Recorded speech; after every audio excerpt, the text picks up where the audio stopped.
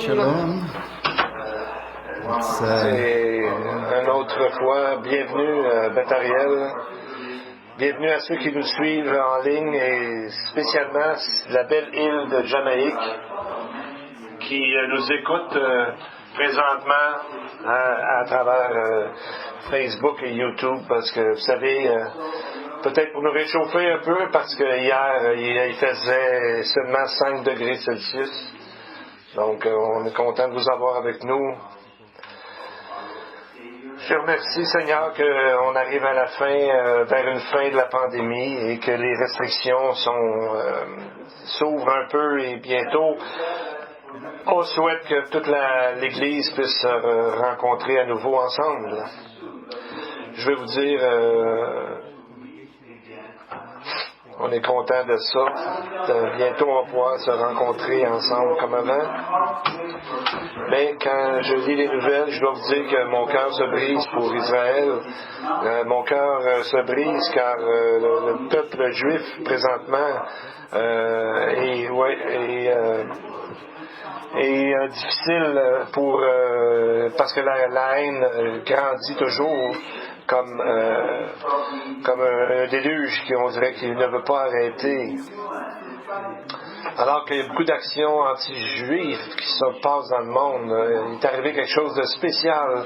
L'Organisation des Nations Unies, jeudi dernier, ont décidé de créer une commission d'enquête permanente pour surveiller Israël et rapporter ces violations des droits dans la bande de Gaza et toute la partie ouest. Ça va être la première fois qu'une telle commission d'enquête permanente se crée. Et donc, ils veulent accuser Israël de plusieurs crimes de guerre. Mais Israël, avec sa précision, cible des endroits et essaie de autant que possible tout ce qu'il est possible de faire pour ne pas toucher aux civils, mais souvent ces gens-là se cachent derrière des endroits civils. Netanyahou a parlé d'une décision honteuse et d'avoir une obsession contre Israël parce que l'ONU n'a même pas mentionné le fait que Hamas a lancé 4300 missiles contre Israël. Alors, ils ont même défendu de transférer des armes à Israël. Mais on voit que c'est Dieu qui va un jour s'occuper de ça. Dans Zacharie 14, 2, 3, Dieu nous dit, « Je rassemblerai toutes les nations pour qu'elles attaquent Jérusalem. L'Éternel paraîtra et il combattra ces nations comme il combat au jour de la bataille. » Donc, c'est Dieu qui a créé cette bataille que finalement pour en finir une fois pour toutes avec le péché et le mal et tout ça. Donc, ça va s'en aller directement dans la guerre d'Armageddon et on voit que tout ça est en train de se préparer. Mais la fin de Babylone représente aussi le seuil qui commence une nouvelle ère messianique avec la paix et on va voir ça dans notre texte que nous allons d'abord prier pour les enfants. Si vous avez un enfant près de vous, amenez-le près de vous pour prier avec nous en même temps.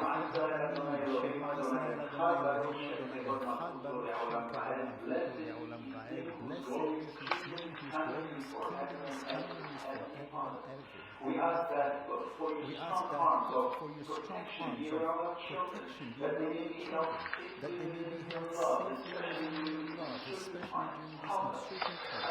To be a sure anchor, and to provide stability and to be a source of assurance and love for each of our children. And fill their hearts with your presence, fill their faith, fill their holy joy, fill their minds with your fill life. What is Christ?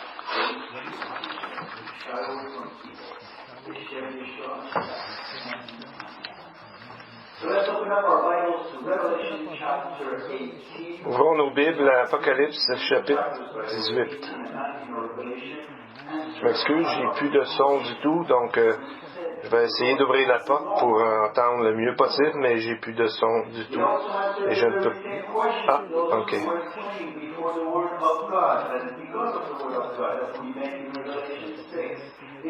Donc, ces deux chapitres, chapitres 18 et 19 de l'Apocalypse, vont répondre à la question que Habakkuk a demandé à un moment donné. Combien de temps, Seigneur?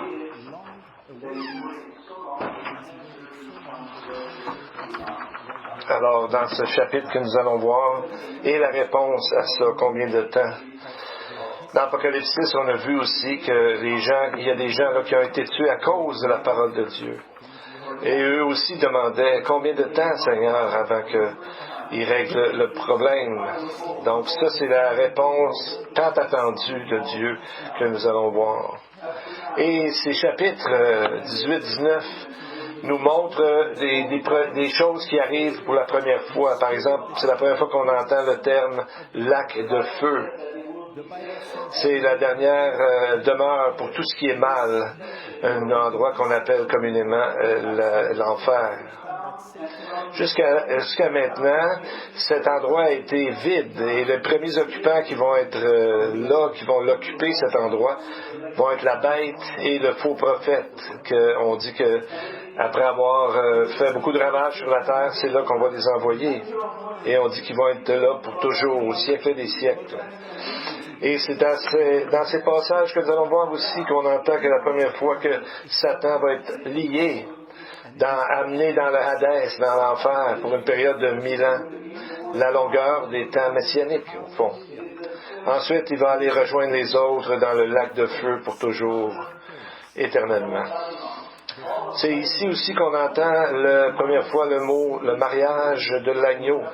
Alors qu'il y a plusieurs allusions dans le Nouveau Testament comme dans l'Ancien Testament, maintenant que le mal est attaché, le mal est fini, alors le mariage peut se passer.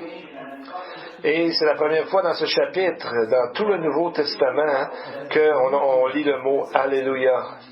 Une très significative façon de louer le Seigneur. Alléluia veut dire louer le Seigneur. Donc le chapitre 19, on l'a appelé le chapitre de l'Alléluia. C'est une grande et belle section de la Bible. Alors nous allons voir premièrement que deux Babylones dans le texte qui, dans le fond, en est une seule et unique. Au chapitre 17, on parle de la Babylone religieuse, l'Église visible qui est apostate, qui est menée par Rome à sa tête. Chapitre 18 va maintenant nous montrer la Babylone, la chute de Babylone en tant qu'économie et politique. On parle souvent de Babylone la Grande, comme on voit dans Apocalypse 17.5, 18.2. On voit qu'il s'habille de la même façon avec du fin lin et des vêtements écarlates et pourpres. On voit dans 17.4 et 18.16 qu'ils portent ces vêtements. Ils sont appelés les deux la grande ville ou la grande cité d'Apocalypse 17.18 et 18.10. 5 fois dans le chapitre 18, on l'appelle une cité. Alors que ça peut très bien être Babylone qui était sur le rivage des eaux de l'Euphrate. On dit aussi qu'elle est assise sur plusieurs eaux, donc démontrant par là son influence sur le monde entier. Et on a aussi les rois de la terre qui font des actes d'immoralité dans les deux Babylones, Apocalypse 17.2 et 18.3. Les deux systèmes cherchent à tuer les croyants, 17.6 et 18.24, et les deux ont la même finalité. Ils brûlent tous les deux à la fin. Apocalypse 17.16 et 18.8. Donc, elle est la religion de toutes les religions qui nient Jésus. Elle est le système de politique et d'économie qui dénie les lois de Dieu. Elle est à la maison, elle se sent bien avec tout le mal. Donc, ça fonctionne comme ça, cette ville. Donc, c'est comme un caméléon qui change ses couleurs et ses façons, mais au cœur même, c'est un même système contre Dieu. Verset 1 de notre texte. Après cela, je vis descendre du ciel un autre ange qui avait une grande autorité, et la terre fut illuminée de sa gloire. Donc, on voit ici quand même une touche de grâce et que l'ange arrive. Et pourtant, c'est la première fois, une autre première fois dans les Écritures, ce qu'on voit ici, c'est le moment où on entend parler d'un ange qui a de la gloire. Mais il reflète la gloire de Dieu qui illumine la terre, toute la terre. Je m'excuse, j'ai encore pas de son ici, donc je vais le changer.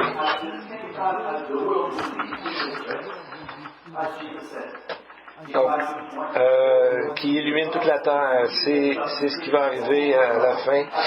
Un dernier tentative d'offrir le salut avant l'ouverture du lac de feu. Donc, il y aura aussi, après le travail des 144 000, des 2 témoins et tous les croyants du temps, ils vont faire, parce que Jésus a bien dit dans Matthieu 24, 14, que cet évangile du royaume sera prêché dans le monde entier pour servir de témoignage à toutes les nations, et ensuite viendra la fin. Ce mot illuminé, j'ai un problème de son. Il faudrait que Brian l'arrange. Ce mot illuminé est souvent utilisé pour montrer que la parole de Dieu nous illumine et que nous pouvons voir Jésus. De la même façon que le texte dit dans Jean 1,9 que la véritable lumière qui, en venant dans le monde, éclaire tout homme. Alors, c'est la même lumière ici qu'il lui juste avant son retour. Ça nous rappelle ce verset encore que où le péché abonde, la grâce de Dieu surabonde. Et c'est alors au verset 2 que nous commençons à voir la chute de Babylone. Et on voit que le Saint-Esprit prend beaucoup de temps pour nous donner beaucoup de détails et décrire toute cette situation afin que ça rentre vraiment profondément dans nos cœurs et qu'on voit vraiment cette chose-là. Verset 2, on parle toujours de l'ange ici. Il cria d'une voix forte, disant, « Elle est tombée, Babylone la grande. Elle est devenue une habitation de démons, un repaire de tout esprit impur, un repaire de tout oiseau impur et odieux. » Voyez-vous, les mots tomber sont répétés comme pour souligner le fait qu'elle est tombée de très très haut. Dans plusieurs façons, c'est comme la tour de Babel qui était toujours en construction depuis Genèse chapitre 10. Ce système qui est en train de finalement tomber. On voit au verset 5 que ses péchés ont monté jusqu'aux cieux, donc on voit l'énormité de la hauteur de son péché, donc elle tombe durement. Et c'est là que le texte nous amène, pour ça qu'on le répète plusieurs fois.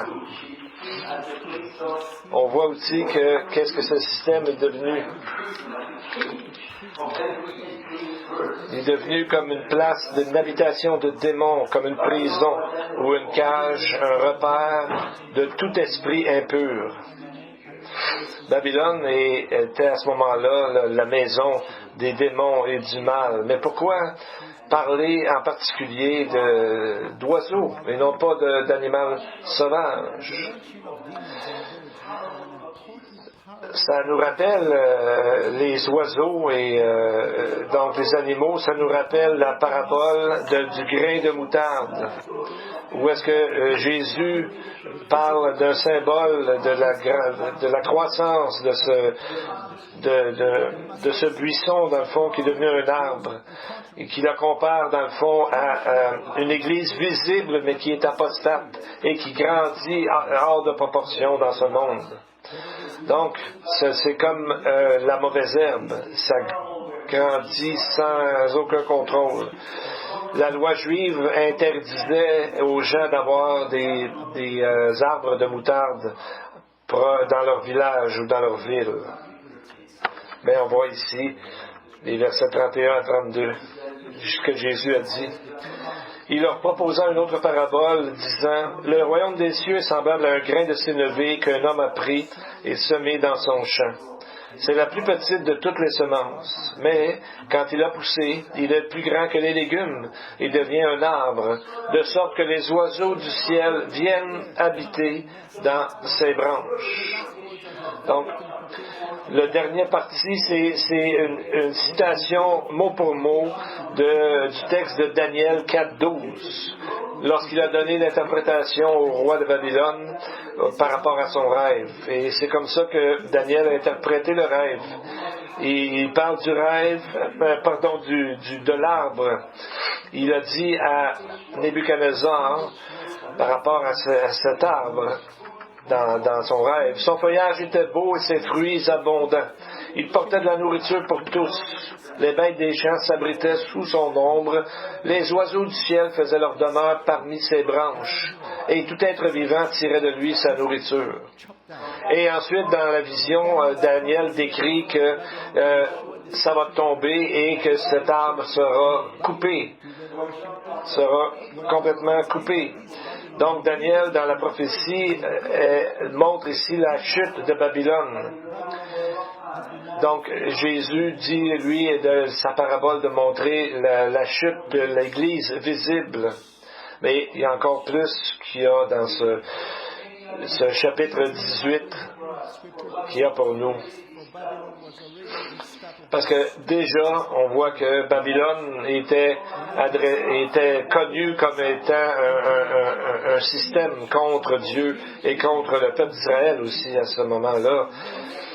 Il y a des prophètes comme Ésaïe et Jérémie en ont parlé de Babylone.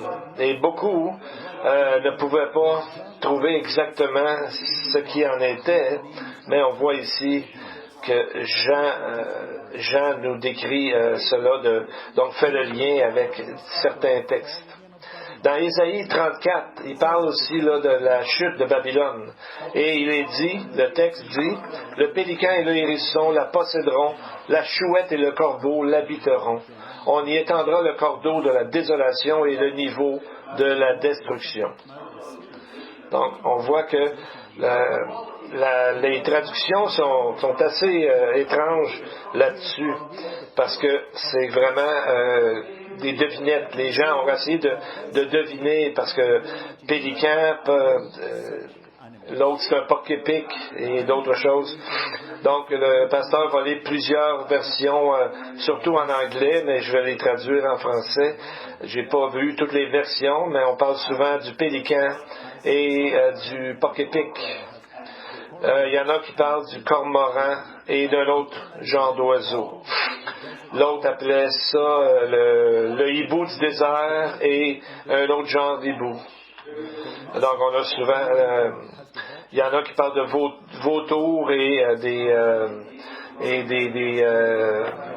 des siffleurs ou des trucs comme ça. Là. C'est un genre d'animal qu'on n'a pas ici, mais...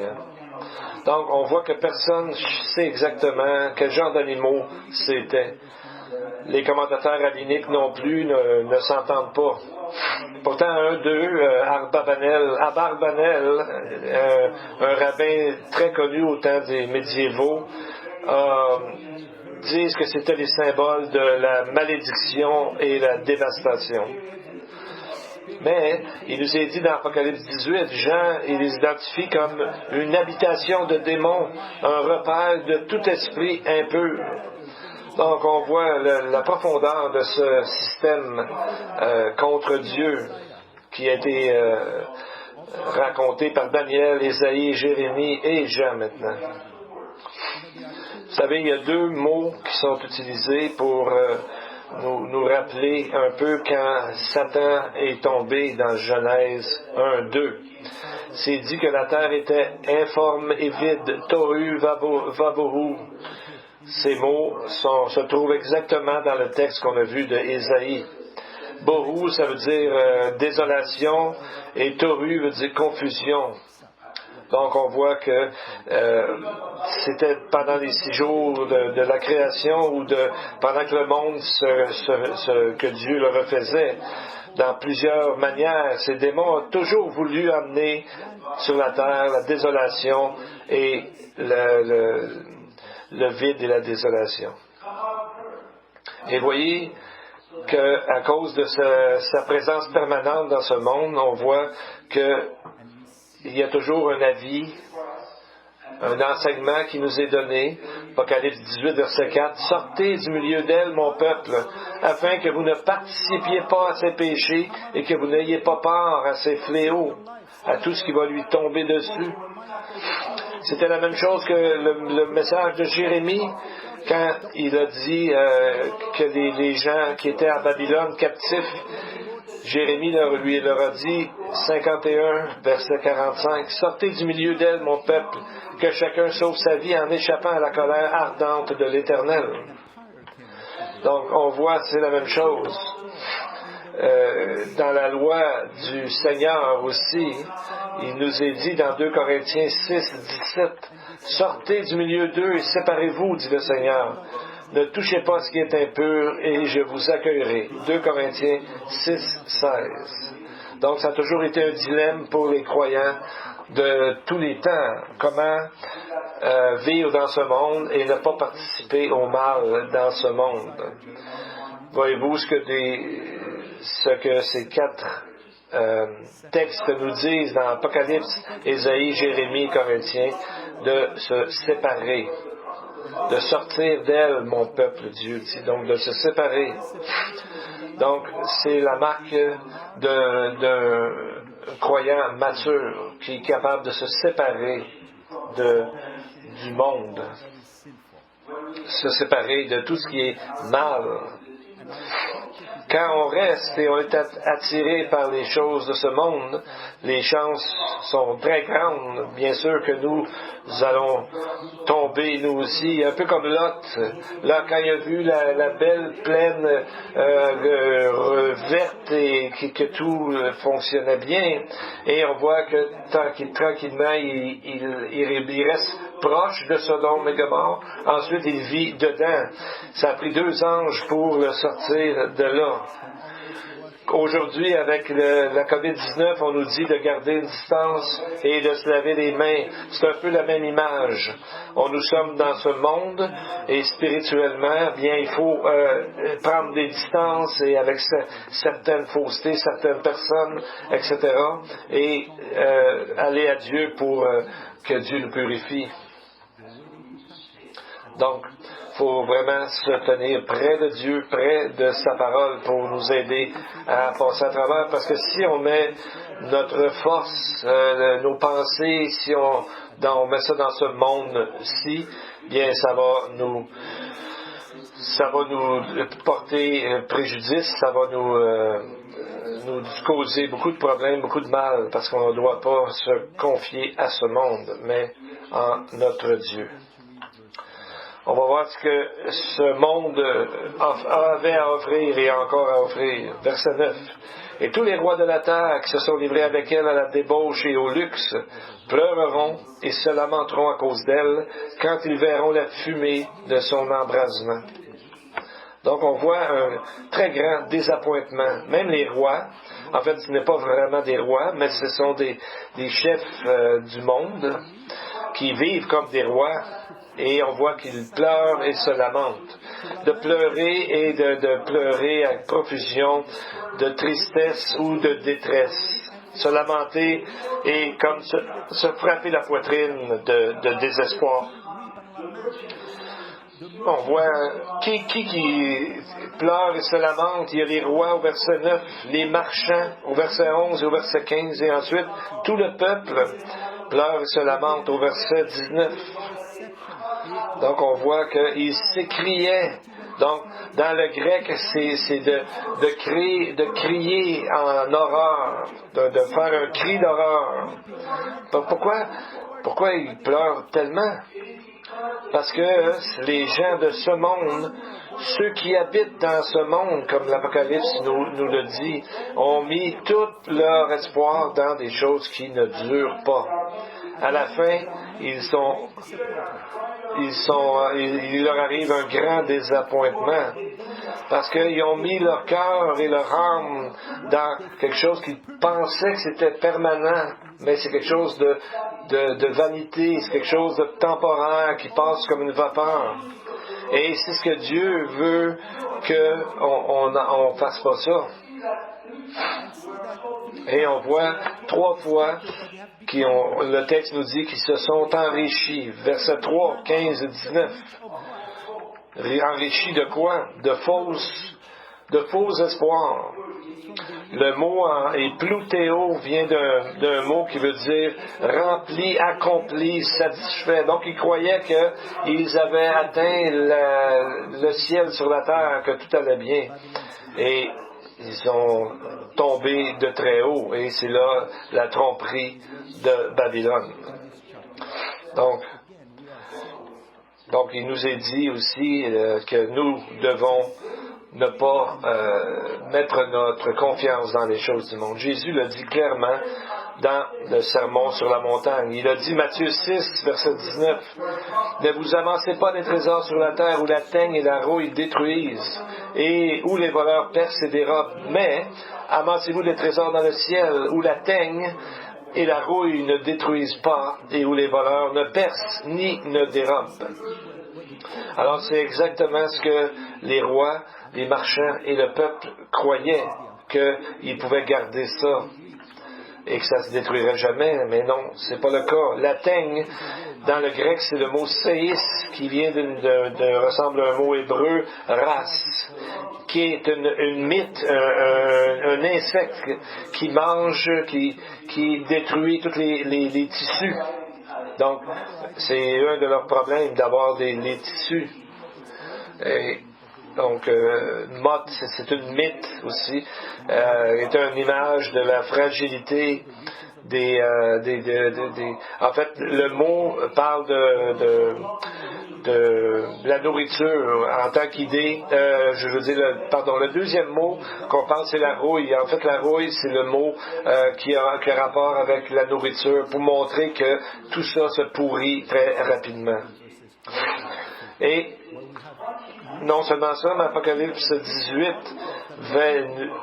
va nous montrer une longue liste de tout ce que contenait les richesses dans quoi les gens se confiaient. Je ne le lirai pas toutes, mais vous savez, c'est pas parce que c'est mal d'être riche. Ce qui est mal, c'est qu'ils prennent toute la place dans notre cœur et qu'ils nous empêchent de se tourner vers Dieu pour notre éternité.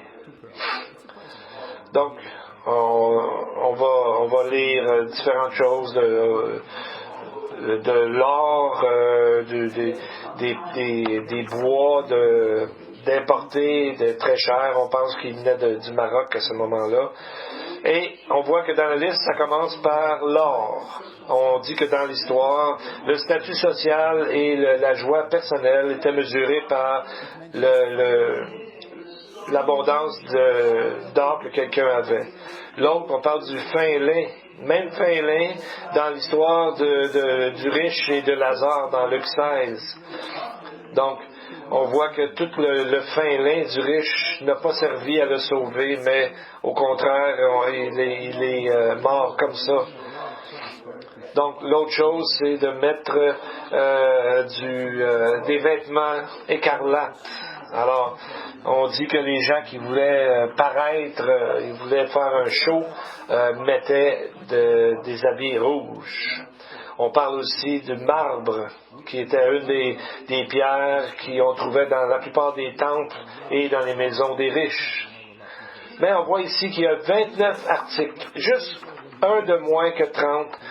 Le chiffre 30 dans la Bible, c'est un rapport avec la pleine maturité et d'être prêt. Jésus a commencé à 30 ans son ministère de proclamer la parole. Et exactement comme les prêtres, les sacrificateurs du temple commençaient leur office à 30 ans. David avait 30 ans lorsqu'il est devenu roi la première fois. Joseph avait 30 ans quand il s'est tenu devant Pharaon et a commencé à bénir et l'Égypte et le monde entier. Mais c'est comme si Dieu ne permet pas qu'il arrive à une maturité, il arrête cette liste à 29.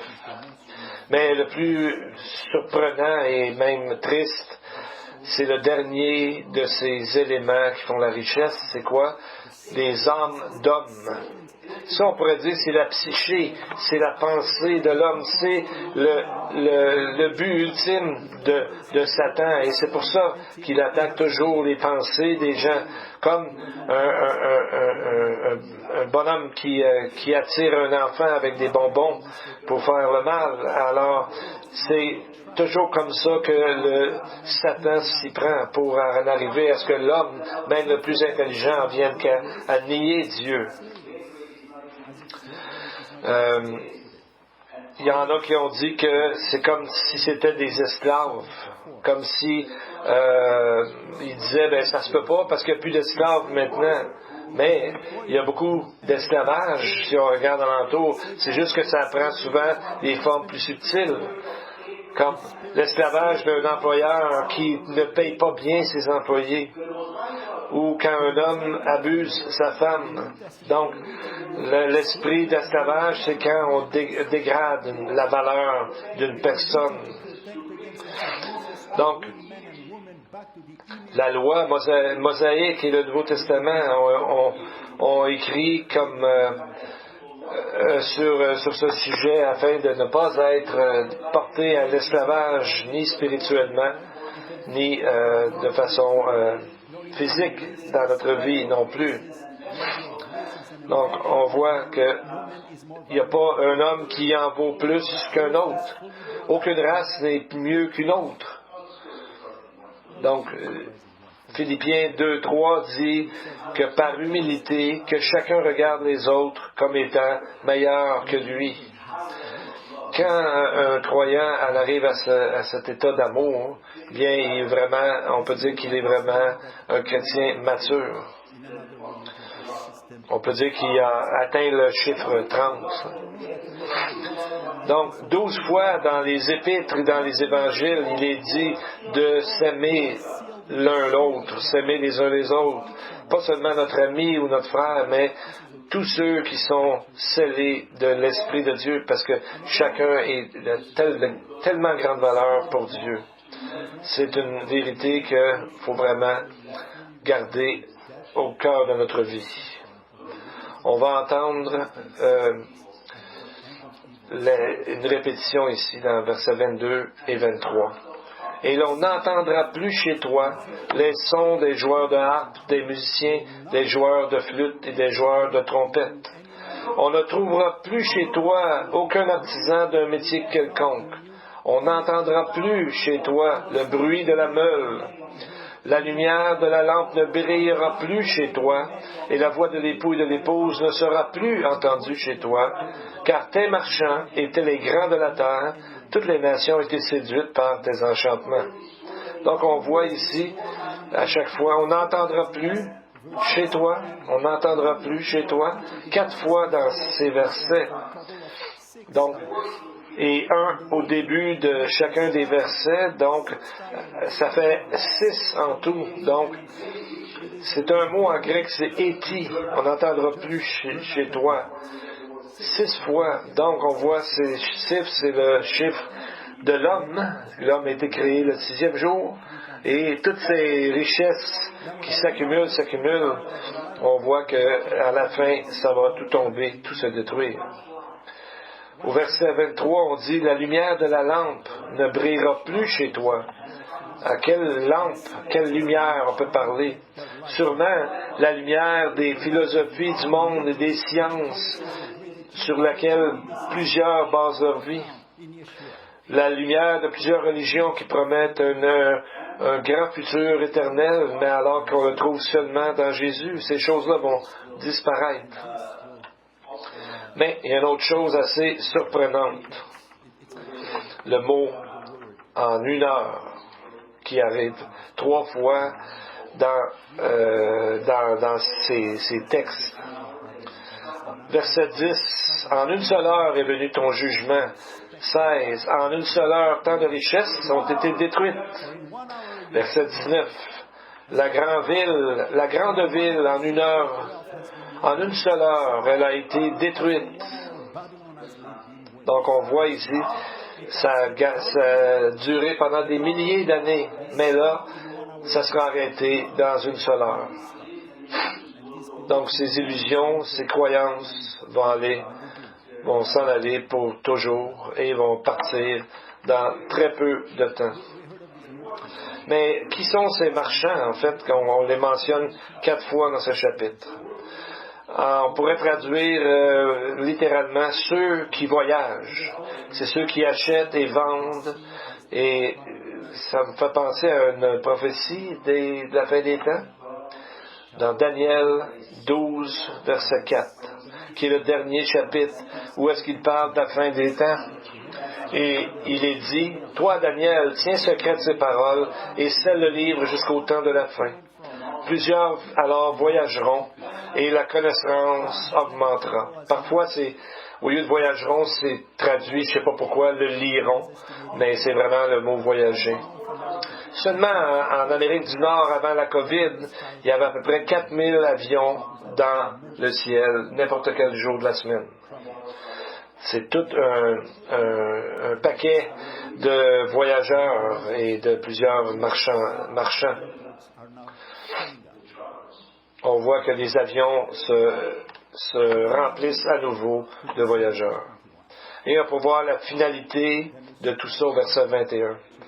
Alors un ange puissant prit une pierre semblable à une grande meule et il la jeta dans la mer en disant, « Ainsi sera précipitée avec violence Babylone, la grande ville, et on ne la retrouvera plus. » Comme une immense meule qui est envoyée dans la mer, qui va couler jusqu'à ce qu'il arrive au fond et qu'on ne verra plus jamais. Ce sera la même chose avec Babylone, qui, après plusieurs milliers d'années, sera enfin détruite par l'action de Dieu. Et le mot « meule », en grec, c'est le mot « milénos », qui vient du mot « molis », qui veut dire dur, difficile, ardu, ou encore à peine, quand il n'y a presque rien, vous savez. Rappelons-nous la vie d'un des hommes les plus riches et les plus sages que la terre a jamais porté, Ecclésiaste, le roi Salomon, dans sa sagesse. Écoutons la fin du discours. Crains Dieu et observe ses commandements. C'est là ce que doit faire tout homme. Donc, prenons cet avertissement de Salomon, qui avait tout ce que ses yeux désiraient dans sa vie. C'est sa conclusion. C'est avec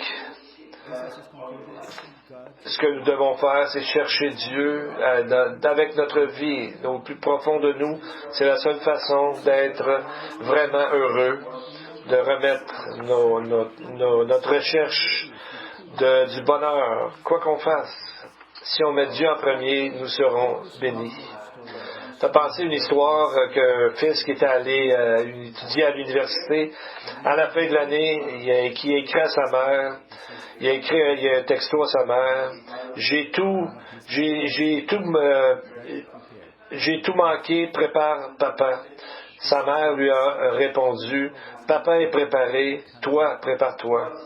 Donc c'est le message qu'on a besoin de savoir avant que vienne le jugement. Dieu est préparé, Dieu a tout préparé. L'homme doit se préparer à rencontrer son Dieu dans le jugement, ou encore beaucoup mieux, d'accepter l'offre de Jésus-Christ de la vie éternelle, parce qu'il a payé de son sang pour nous ouvrir la voie pour l'éternité.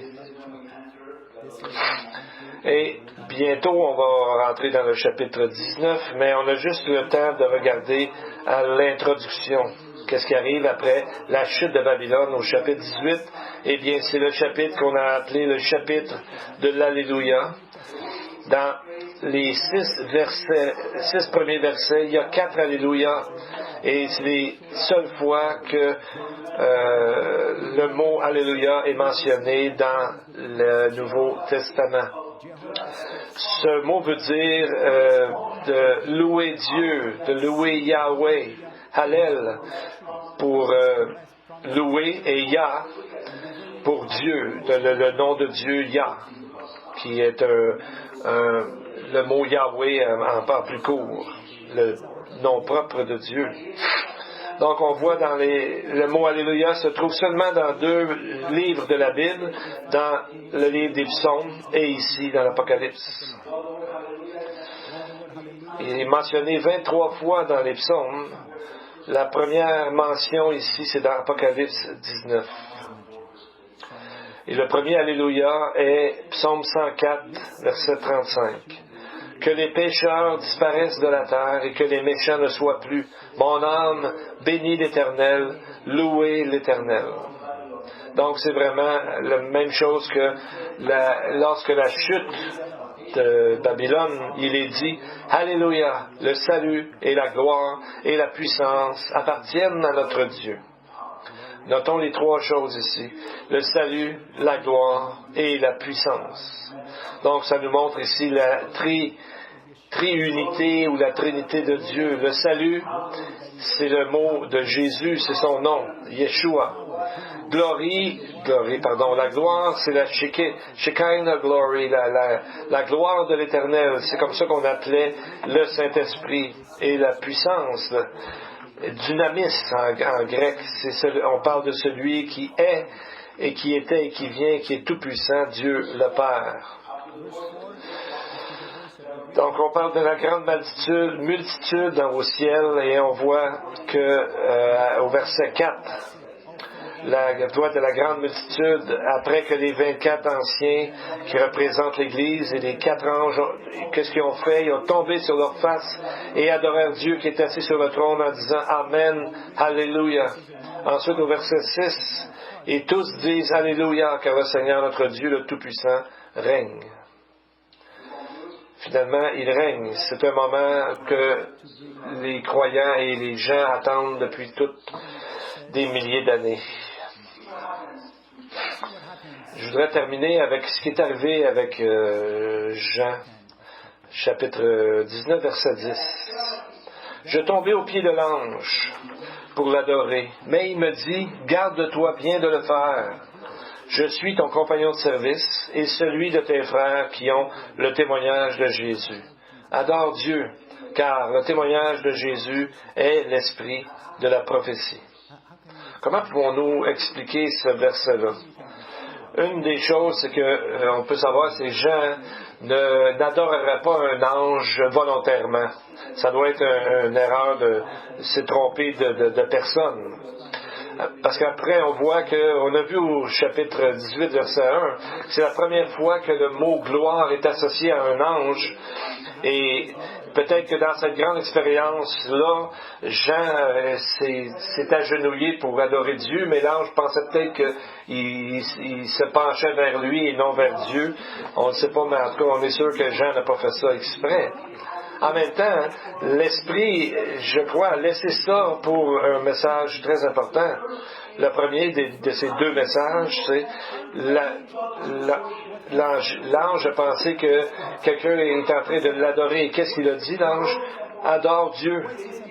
Pourquoi c'est si important? Parce que tout ce problème avec le manque de communion entre Dieu et l'homme, c'est parce que quelqu'un, un jour, un ange, il y a des milliers d'années, dans le jardin, a dit adore-moi, pas Dieu. Parce qu'à la fin, c'est ce qu'il voulait, il voulait être un ange qui disait de l'adorer Satan.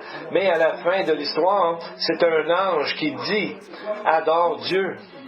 Donc on voit que quand l'homme est arrivé, a été créé sur la terre, Satan était déjà là, il avait été déjà, sa chute était arrivée.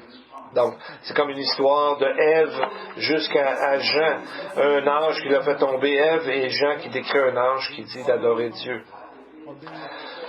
Et nous, à la fin, nous allons avoir beaucoup de puissance aussi parce que nous serons avec Jésus, parce que nous sommes co-héritiers de Jésus, la Bible nous dit. Donc, on va avoir beaucoup plus que ce que l'ange aurait pu vouloir avoir dans sa folie.